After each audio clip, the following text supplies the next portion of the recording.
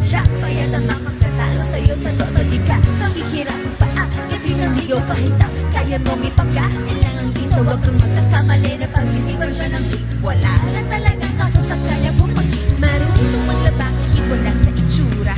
Di na niya rin kailangan papamustura. At kahit na kanino mo dalhin at pakilala na chichimi ang lahat sa galing niyang magkasama. Di na nakakala di na mumulis ng sabon yan. Pero magtungo ka ng lagot at mapepektusan. Oo, magaling siya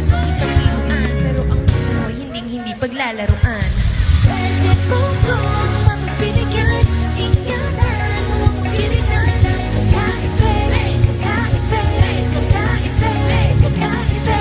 Tagpuan, huwag makawalan, minsan lang maghanap na isang kakaibe, kakaibe, kakaibe, kakaibe. Sige lang pumorma pero swabe ang dating. Sa lahat yan ang bagay na gabi ang daling.